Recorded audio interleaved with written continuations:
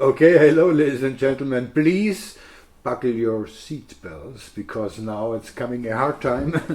I think we should talk now about this.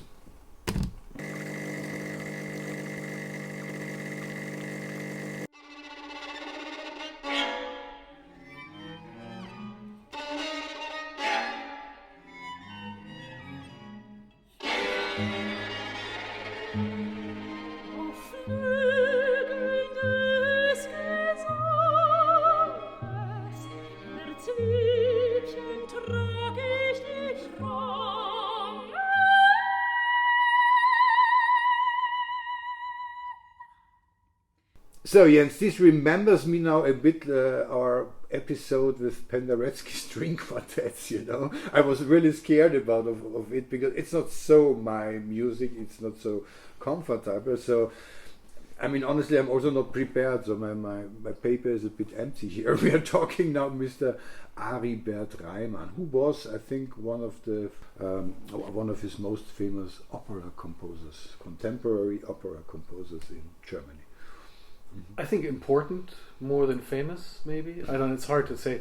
One of these post-war composers like Henze and Riem that are very serious and difficult, and that music critics love to love and audiences less so.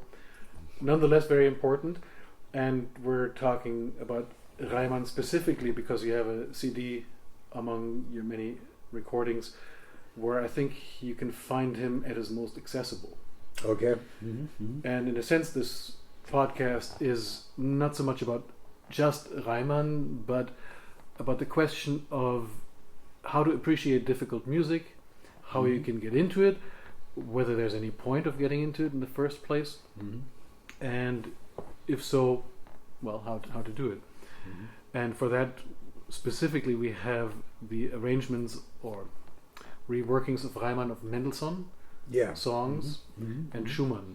And Schumann, with the Peterson Quartet and the wonderful Christine Schäfer. Christine Schäfer, yeah, but just to explain, it's a kind of instrumentation he did, no? So the songs are the same, the melodies are the same, and just the singer is accompanied, or how do they say, accompanied with a string quartet, no? Right. Yeah. So the string quartet is Reimann. The voice remains Mendelssohn. Okay. And it gives the song sort of a modern clothing, a halo. And between the cycle, there are always this kind of, how to say, many intermezzi from Mr. Reimann. No? Then there, I don't know how many intermezzi he wrote there. But what is the meaning of that? I mean, oh God, I don't know about the meaning. I mean, the way depending on how you look at it, they either interrupt the flow or they connect these works. Okay. And if you're just looking for Mendelssohn, then that probably will put you off. Okay. If you're semi-interested in Reimann, then it'll turn you on. Okay. Because at least the ear has something to grasp that is familiar. And that's genuinely beautiful. Okay. And then, of course, that raises the question, why listen to music that has to be specifically pronounced as being beautiful when the insinuation is that the rest of the composer's output is not beautiful? Okay. Well, that's a good question. It reminds me a little bit of going to an art gallery with someone, or maybe you yourself when you were younger, or even to this day, and you see maybe a Rothko or a Jackson Pollock, just planes of color or dots and little sprinkles. And someone will invariably say, I could do that. Okay. And you understand why they might say it, because a child could do that. Well, a child can't even put a canvas on, much less put the gesso on. No, you can't do that. But still, only because it's difficult doesn't mean it's worth our time, right? And for example, also, if you look at late Picasso, people might also say, oh, I could do that, a dove or this thing, or a crooked nose and a funny. But if people appreciate or they know Picasso's pink period and the blue period and know that he was a serious painter with great skill, that makes you slightly more likely to appreciate his more abstract work. And I think it's similar with music. Once you don't think of a composer as this modernist who seems to have composed randomly, and sometimes, in fact, randomly, although not Reimann, if you know that they're serious about their work, if you perhaps like them as a human being because you've got to meet them, or you've read about them, then you're a little less likely to dismiss them. You're a little bit more likely to invest time into seeing whether maybe you get something out of it after all. Mm-hmm. And in that sense, I think this particular CD is a wonderful intro to Reimann because it eases you in. Yeah, and also if you have a CD player, you can skip the Reimann intermezzo and just listen to beautiful songs. But just to show you now what we are talking about, I play now one of these Reimann intermezzi, and then the song with Christine Schäfer and Mendelssohn Quartet.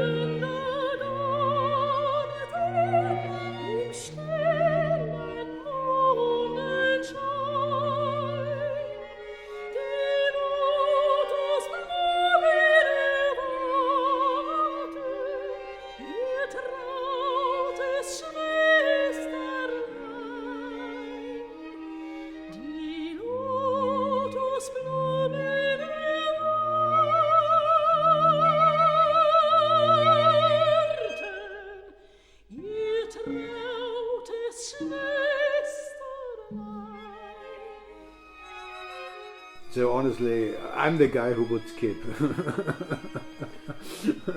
Yeah, but I mean, it's a little bit like, you know, Berrioz's rendering. No. That's the Seventh Symphony. Well, if you're counting the American way, the Germans have the unfinished, the seventh. I don't like that counting. The seventh one is the one that doesn't exist, but of course it does exist. It's just it wasn't finished, and people were not sure what the drafts were for. But Neubold did a completion of it that Mariner has recorded. It's a fantastic work. Berrios took the fragments that exist, and instead of completing it or adding to it in the style of Schubert, he composes his own music to connect all the bits that are missing. And this connective tissue is straight out Berrios. It's modern, and you can hear it as such, just like you can hear the Mezzi or Reimann, and lead into the Mendelssohn. And it's like you're reconstructing a ruined castle or an old building in the Romantic or Classical or even ancient style, and you're fixing it not as it would have looked at the time, which architects tend to look down upon anyway, but with distinctly modern means, so that you can always distinguish what's the original, what's the substance, and what's the modern edition. And that makes it a little easier maybe to appreciate both, or at least the modern part, I think.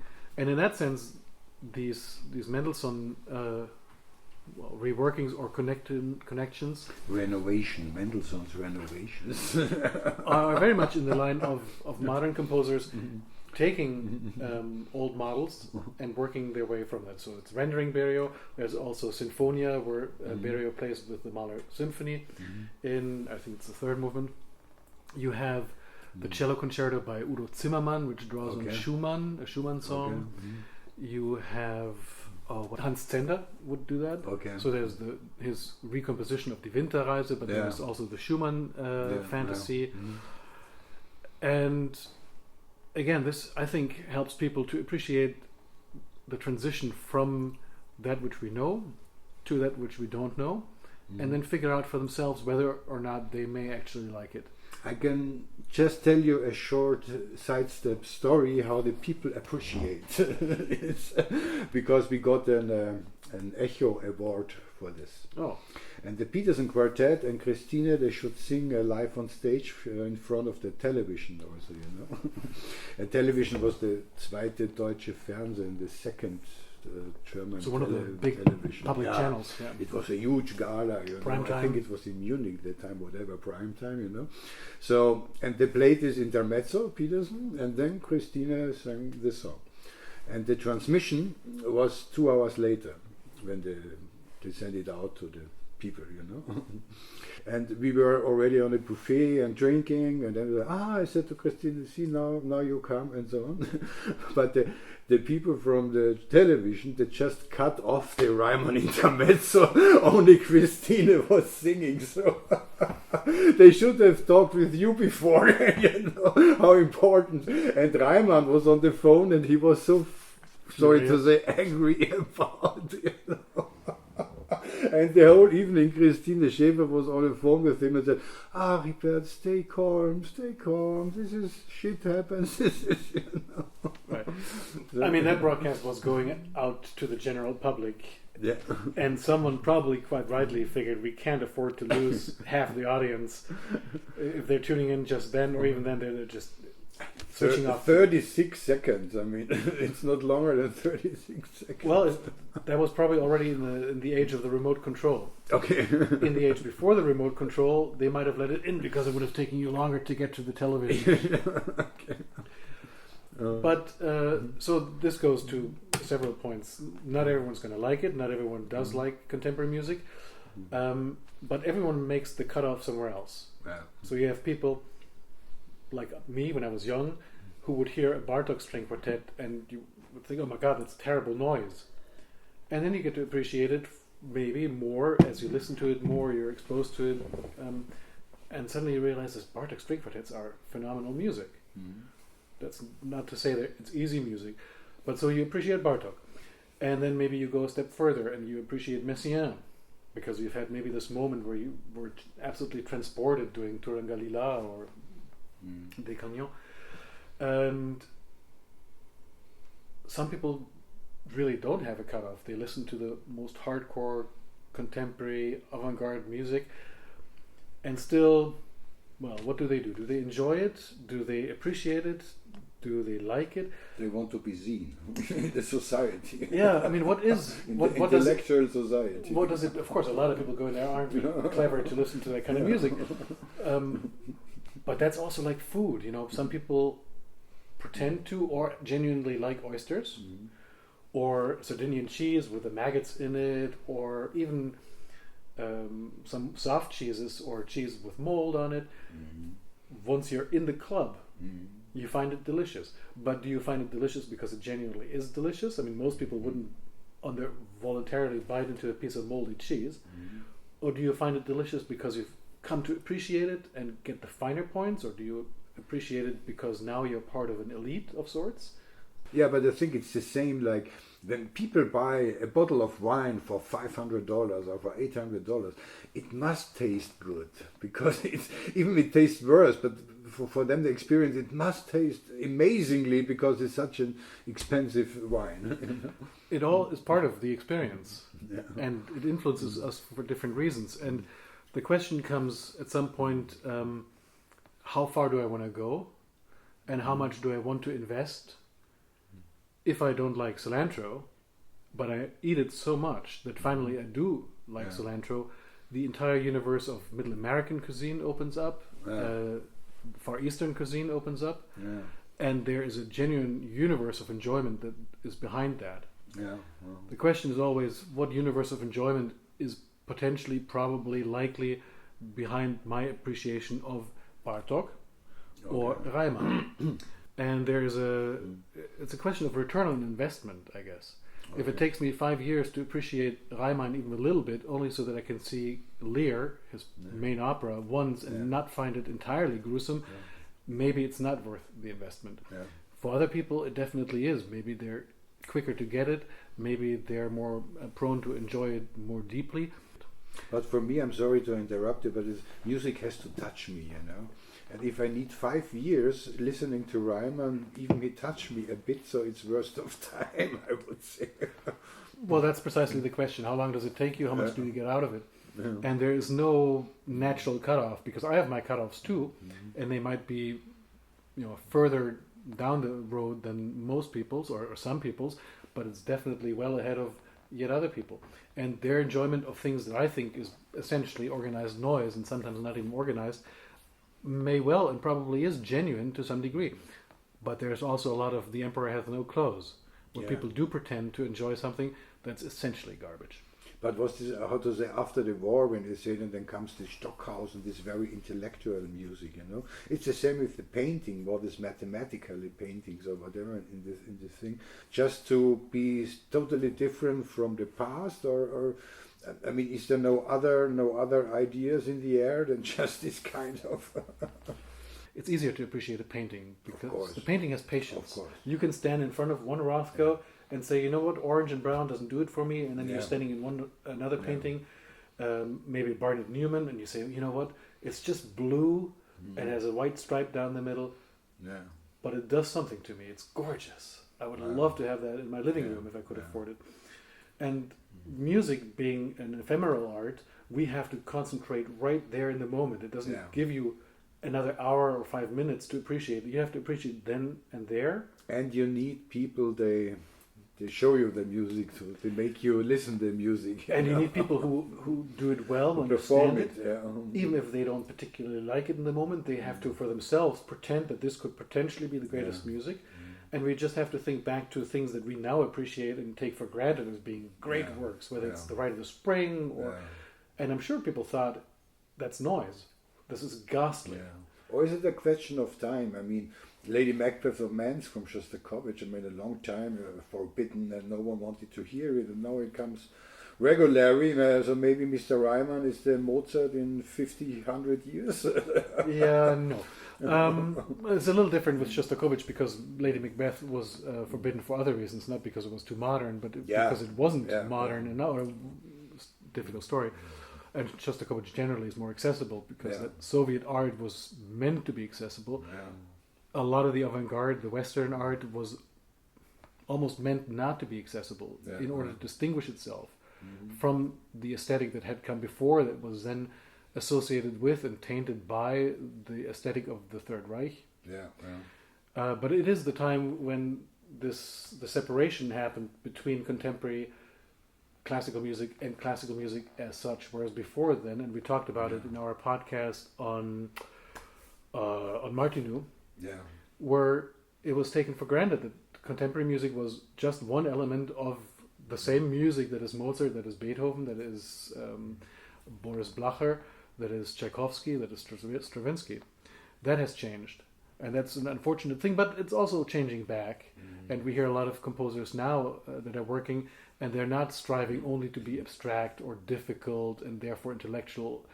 They're striving again to be... that's correct, because there is a kind of, how to say, there is now an area of new composers. They're finding back the way to harmony, or even also a Terze Dreiklang is not forbidden anymore, There was a time when in Western Europe, if a critic or a composer heard a C major chord, they immediately got eczema all over. And that is changing, but still a good composer will take these elements like a triad or a major chord, but do something new with it. I mean, they're not going back and copying Mozart. And eventually an equilibrium will presumably be found. Contemporary music is by its nature always near the edge, and it's going to win some people over and some people not. And that's the kind of music here that allows you that first step to transition into it for you. But why we need the old masters? Why Mr. Reimann needs Mendelssohn, destroy Mendelssohn with his kind of new composition? I mean, can't he just do Reimann, finish? That's the idea, perhaps, that if you like that and you find your way into it, then you could appreciate a piece like Lear, his opera, which is definitely difficult but appreciable. Whereas, and that I can say, I'll go to Reimann. I saw it in Frankfurt. I wouldn't really want to go to Medea unless I have to, or I'm being Okay. paid handsomely to do so. And also, he's not destroying Mendelssohn, first of Okay. all, because Mendelssohn continues to exist just fine. Okay. These songs continue to exist in their conventional ways just fine. It adds something to it. It doesn't subtract. Yeah. Unless it's a concert where you're being tricked into going because of a Beethoven 5 and then they put Reimann meets Mendelssohn in the middle, or just Reimann, then you're forced to. But otherwise, it just adds to your potential enjoyment. But you can definitely not buy this CD or not seek it out on Spotify. That's up to you. But maybe hearing these harmonies by Reimann as they weave in and out of the Mendelssohn gets you ready to listen to his string quartet Unrevealed, Okay. which Dieskau and the Cherubini quartet is a CD I particularly like to test speakers. Okay. With a string quartet. Yeah. Because it has a lot of flageolet notes in it. Okay. And only certain speakers get that right. This is a very good tip. Just take Reimann to test your speakers.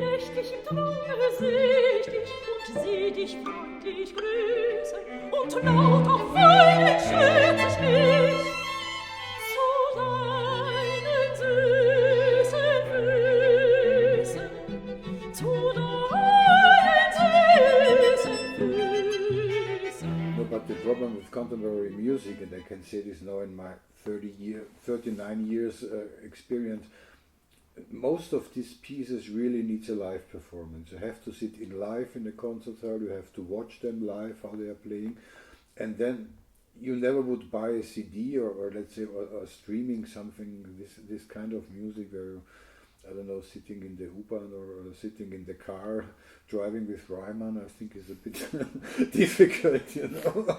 Traffic accidents galore. Would make me aggressive. People running off the Autobahn. Yeah.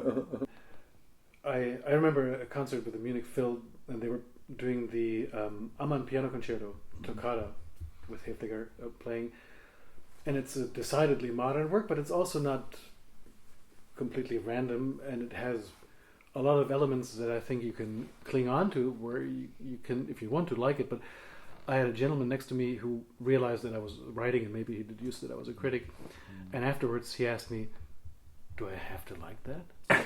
Yeah. And I said, well, no, of course not. You don't have to like Beethoven for that matter. And then he ended up explaining some things that he heard in it, and I said, well, you're already halfway there. Yeah. You heard something. You can still say, well, I'm not going to listen to that again. I'm not going to run out by the CD, which is available in Undine. Yeah. But you got something out of it, and you know, sometimes you get more out of it, sometimes you get less out of it, and the more you hear, the more other things might become easier for you. And if you're into classical music, well, you'll be able to appreciate it more. That, to be honest, I mean, the time has changed really so much. Do you remember when we have been young? So 15 years before, no, 30 or 40 years before, you couldn't play any Webern or in the Vienna Musikverein here because people really would run out. This is so contemporary. Still the same. I mean, it's still the same now. You put on Webern, unless but Alban Berg, for example, Alban Berg is now a classic. I would say classically. Also, Bartók becomes much more. Bartók, yes, if you play the third piano concerto or the concerto for orchestra, but it's not exactly that people are buying tickets en masse to hear Berg. These are classics, as is Webern and Schoenberg. Yeah. But you put Schoenberg on it, even if it's a romantic piece of his, and there are plenty that are really beautiful in the traditional sense, people are going to stay away. It's just not for everyone, and that's okay. So should we say now to Mr. Reimann and Riem and whatever their time will come? You know, probably their time is here as much as it'll ever be, and it's not like people will in 50 years go back to all of Reimann and say, oh, that's fantastic. but it adds to the biosphere of classical music. And to get back to what we're actually talking about, Reimann and the other CD you have of his, Yeah. if you get the entry with this CD, for example, and you don't run away, then maybe you could also appreciate the CD with Jörg Wiedmann and Moitza. What's her name? Moitza Erdmann. Moitza Erdmann. Yeah. Another very beautiful light soprano. He has recorded something for you that you'll give us a little excerpt so we can get rid of the last remaining viewers. I mean, Reimann was concentrated most of his life on operas, and so, but he made some beautiful little chamber music, whatever. Oh, really? Now suddenly it's beautiful.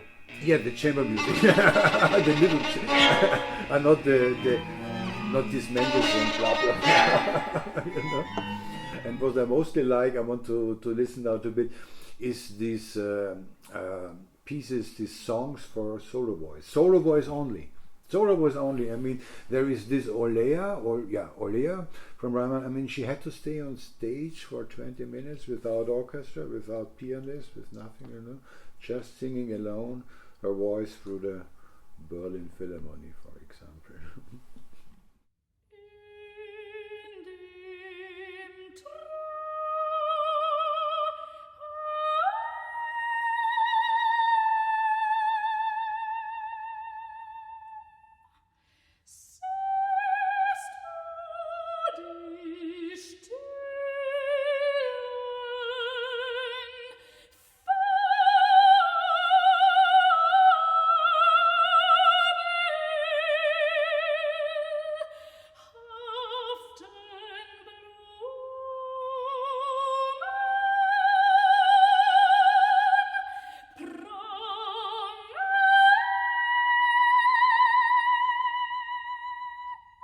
This is just wow! You need such a concentration to stay tuned till the end.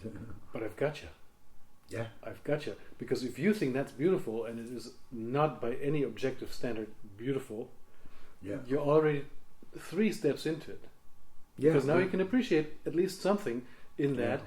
When if you just approach classical music from the Mozart, Beethoven, Schumann, this would be possibly horrifying, and it doesn't have to be. It's a kind of meditation for me, just this solo voice alone. And also Kurtag. I was at the Kurtag days, and there are some pieces that even a novice that goes to a concert hears these sounds being interjected from all parts of the concert hall, quasi una fantasia, the piano concerto, and you might think maybe you don't think beautiful, but you think maybe you think nothing, and that's already a great thing. You just listen to it, it's like, wow, it does something to you.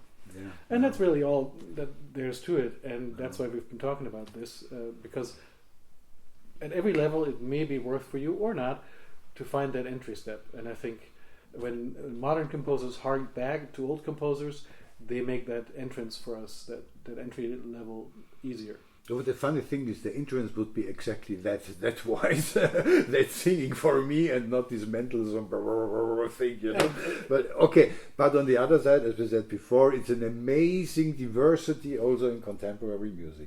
After our episodes with Penderecki string quartets, I love the string quartets. Everyone has their gateway drug. So you are my teacher now for my ears for contemporary music, and also on this CD. And I want to finish now with this CD is a piece called Cantus for clarinet and orchestra. Jörg Wiedmann is playing the clarinet, and WDR Symphony Orchestra is playing the orchestra. And we say, I hope you can now, we sagt man, pull off your... Take off your seatbelts? Take off your seatbelts. We are landed back to reality, and hope to see you soon next time. Ciao. Take care.